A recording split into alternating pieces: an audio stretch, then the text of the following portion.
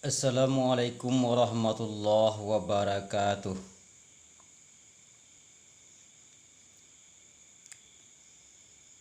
A'udzubillahi minasyaitonirrajim. Bismillahirrahmanirrahim. Masuk kita kepada bolehkah orang yang berkorban menjual daging korbannya atau kulit korbannya atau bulu korbannya atau tanduk korbannya atau menjadikan daging korbannya sebagai upah pekerja penyembelihan atau pekerja daging, bolehkah? Mari kita baca Fathul Qarib halaman 63. Bismillahirrahmanirrahim.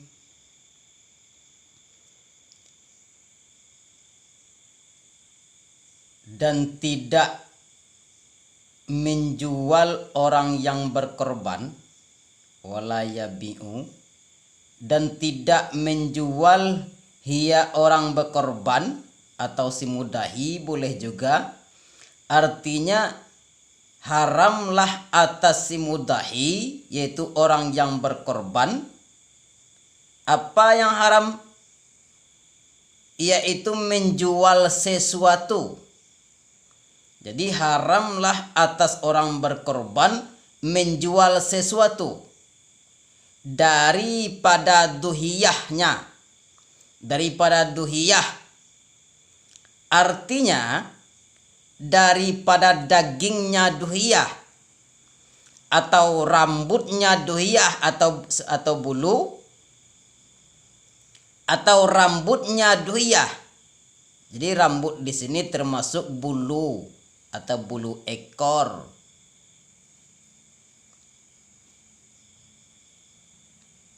Jadi kalau rambut itu kan bagi manusia. Jadi kalau duhiyah yaitu binatang, itu bulu. Diulangi. Dan tidak menjuallah hia orang berkorban, artinya haramlah atas mudahi yaitu orang berkorban haram menjual sesuatu daripada duhiyah, artinya daripada kulit, daripada dagingnya duhiyah atau rambutnya duhiyah atau kulitnya duhiyah. Dan haramlah ia pula haram menjadikannya duhiyah atau menjadikannya tiap-tiap yang mana? Yaitu baik dagingnya atau bulunya atau kulitnya. Umpamanya dijadikan kulitnya, akan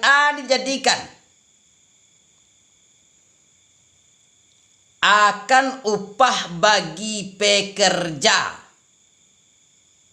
dan sekalipun jikalau ada duhiyah ba'adanya, duhiyah sunnah. Jadi kalau kita berkorban maka haramlah hukumnya atas kita menjual daging korban kita atau rambut korban kita, bulu korban kita, kulit korban kita, atau kepala korban kita, atau tanduknya korban kita, atau kukunya korban kita. Jadi haram hukumnya dijual. Dan haram pula lah bagi kita yang berkorban menjadikan baik itu kulitnya ataupun dagingnya ataupun tanduknya ataupun kepalanya sebagai upah bagi pekerja, baik itu penyembelihan ataupun pekerja daging, baik itu korban sunnah ataupun korban wajib. Korban sunnah saja hukumnya haram, apalagi korban wajib.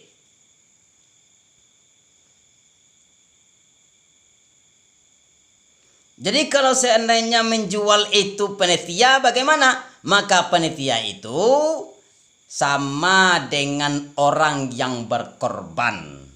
Jadi kalau seandainya panitia menjual, baik itu kulitnya ataupun dagingnya ataupun tanduknya, itu sama dengan orang yang berkorban karena panitia itu adalah wakil bagi orang yang berkorban. Jadi hati-hati sebagai panitia, pengurus korban harus tahu jangan dijual kulitnya.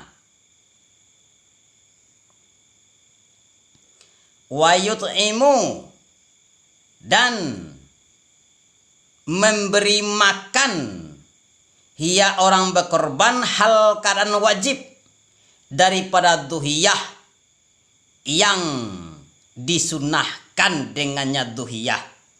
Jadi kalau korban sunnah diberi makan wajib daripada duhiyah dengan sunnah akan fukara, maksudnya dipersedekahkan kepada orang fukara. Itu korban sunnah.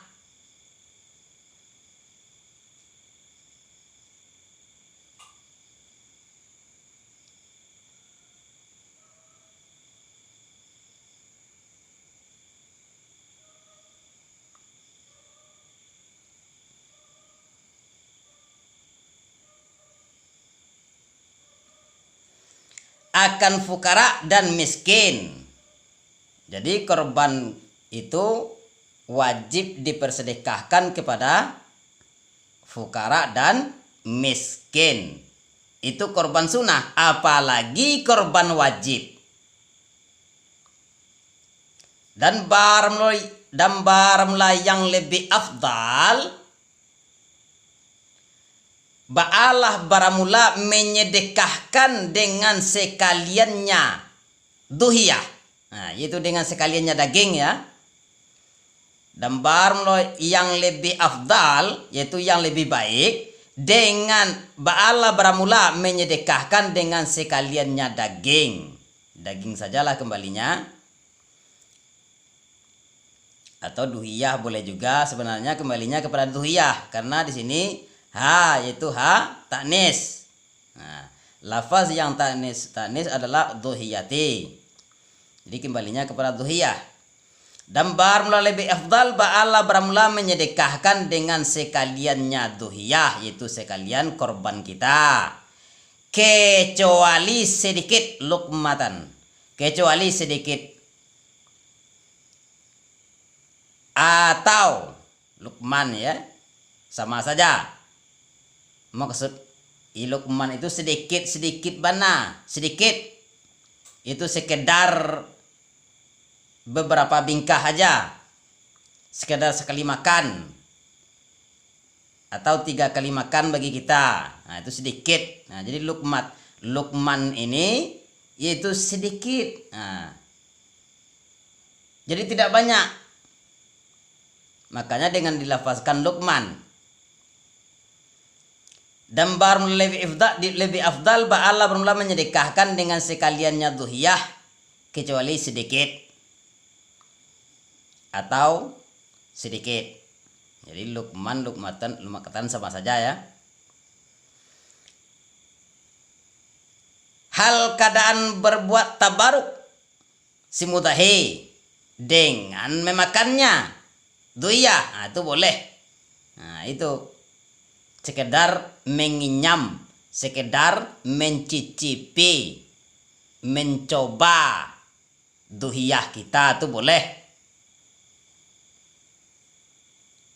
Dengan memakannya duhiyah, maka sesungguhnya pekerjaan sesungguhnya disunahkan bagi seorang, yaitu bagi orang yang berkorban, akan demikian. Jadi sunnah hukumnya menyedekahkan. Sunnah hukumnya boleh hukumnya ya. mencicipi korban kita. Kalau kita berkorban, korban kita itu korban sunnah, boleh kita memakan korban kita sedikit. Nah, tapi yang lebih itu ya sunnah hukumnya memakan korban kita sedikit. Kalau korban itu korban sunnah. Dan apabila memakan seseorang, yaitu orang yang berkorban, akan setengah, yaitu separuh korban kita makan, dan menyedekahkan seseorang dengan yang baki, yang maksudnya diambil separuh. Umpamanya kita berkorban seekor kambing, maka kita bagi dua, seperdua kita ambil untuk makan kita, kemudian seperdua kita sedekahkan. Nah, itu maksudnya. Dan apabila memakan seseorang, yaitu orang yang berkorban, akan setengah, dan menyedekahkan seseorang dengan yang baki, aba'alah apabila hasillah bagi seseorang hasil pahala duhiyah dengan sekalian, dan sedekah dengan setengah. Jadi ini fatwa ini masih ada kerenggangannya, yaitu boleh hukumnya kalau seandainya kita yang tadi dipersedekahkan dengan sekaliannya korban, kecuali sedikit, itu sunnahnya. Tapi apabila kita makan korban kita separuh, kita bersedekahkan separuh, hasillah bagi kita pahala duhiyah. Jadi korban kita tetap sah. Dan separuh yang kita sedekahkan itu bernilai sedekah. Jadi boleh hukumnya kita ambil separuh korban kita dan kita persedekahkan separuh. Lebih dari separuh, maka korban kita dianggap tidak sah. Itu. Jadi batasnya yang terbanyak mengambil daging korban kita adalah setengah. Jadi semoga bermanfaat. Allahu a'lam bishawab.